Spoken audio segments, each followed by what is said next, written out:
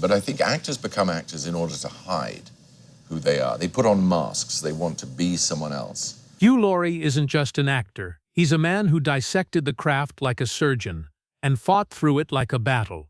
When asked who shaped him, he didn't pause. He revealed 6 names, 6 forces of nature that rewrote the way he saw performance itself.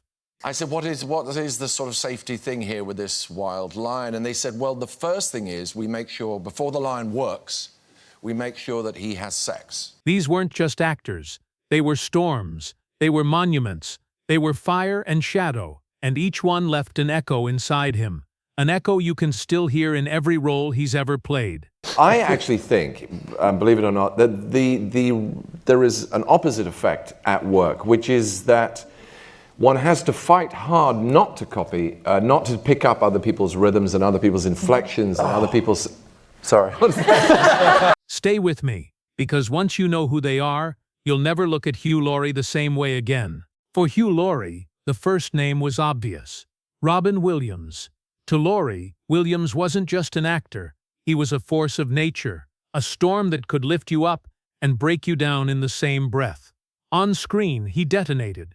Every role felt like a controlled explosion. From Dead Poets Society to Good Will Hunting, he didn't just act, he flooded the frame. But behind the chaos, Laurie saw something darker, a silence between the laughs, a pain hidden under the jokes. Laurie once said watching Williams was like standing in a storm you didn't want to end. Unpredictable, terrifying, but beautiful. And it wasn't the speed that impressed him, it was the precision. Even in his wildest riffs, Williams never lost the character, never lost the truth. For Laurie, Robin Williams was the only actor who could play reality like jazz, and that rhythm still haunts him. But Robin wasn't the only legend on Laurie's list. The next name was a monument, a man who turned acting into something almost godlike.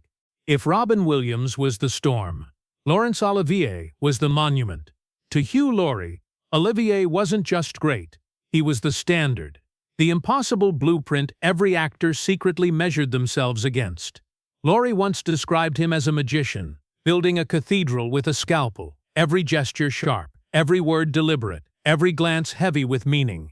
Olivier didn't disappear into roles, he bent roles around himself. Richard III, Hamlet, Othello. When he stepped on stage, he didn't perform a scene, he ruled it. But Laurie also saw the desperation underneath. The way Olivier attacked every role as if it could be ripped away at any second. That urgency made his performances feel dangerous, alive, unpredictable. For Laurie, Olivier wasn't just acting, he was fighting to prove that art could be both divine and terrifying. And yet, while Olivier built his empire on precision and dominance, the next actor shaped Laurie with something far more personal, a friendship that turned into fire. If Olivier was the monument, Emma Thompson was the fire. Long before Hollywood knew her name, Hugh Laurie knew her power.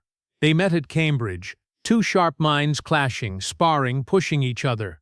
But what set Thompson apart wasn't just wit, it was precision.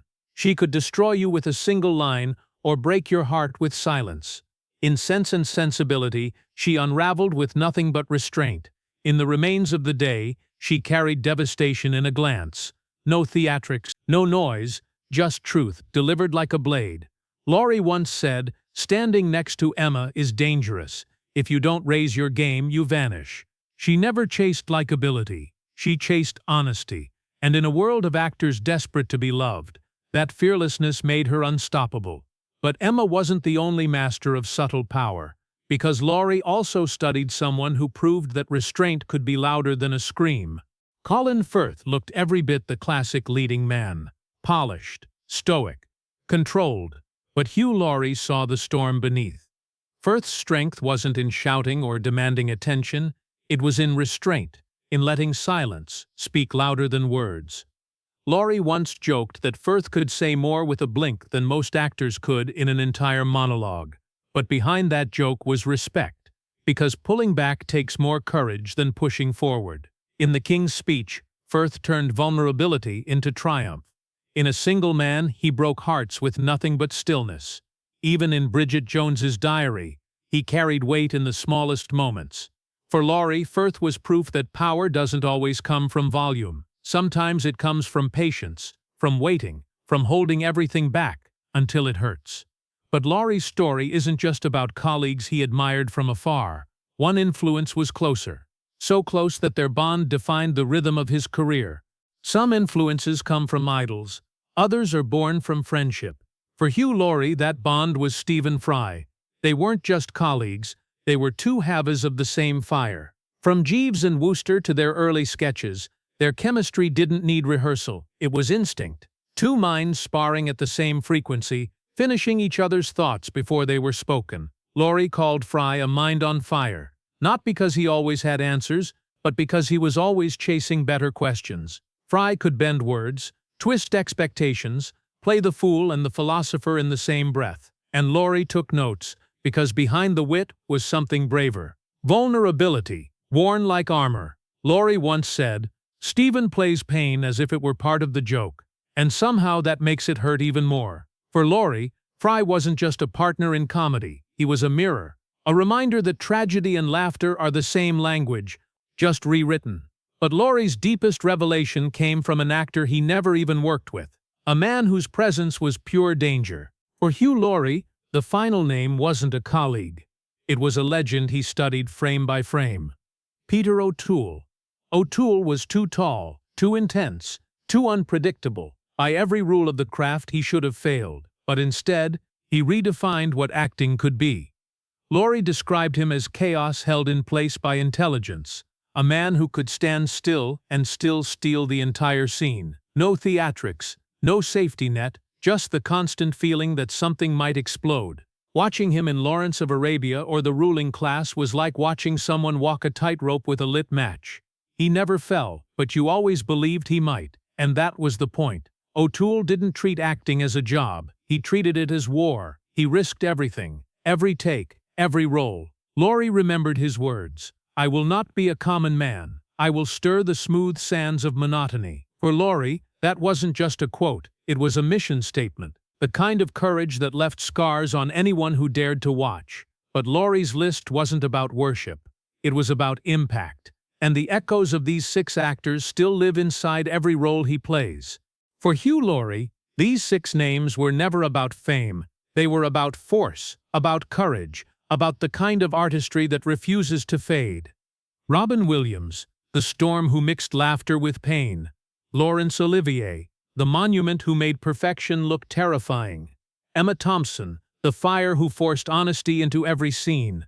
Colin Firth, the subtle storm who proved silence could shake the screen. Stephen Fry, the twin flame who turned comedy into tragedy rewired. Peter O'Toole, chaos itself, a man who risked everything for truth. They didn't just inspire him, they shaped him. Every pause, every glance, every performance he gave carried their fingerprints. Laurie doesn't drop names to impress, he names them to remember, because acting to him was never about spotlight or applause. It was about legacy, a legacy passed down from one soul to another. The greatest actors don't just perform, they pass something on. They carve echoes into the craft, echoes that outlive them. And those echoes became Hugh Laurie's foundation. So now the question is yours. Who shaped your idea of greatness? Whose presence still lingers in your memory, long after the credits roll? Share your answer in the comments, because every story, every memory, every name passed forward keeps this chain alive. And if you want more untold stories like this, make sure to subscribe, because the next revelation might not just change how you see Hugh Laurie, it might change how you see your favorite star forever.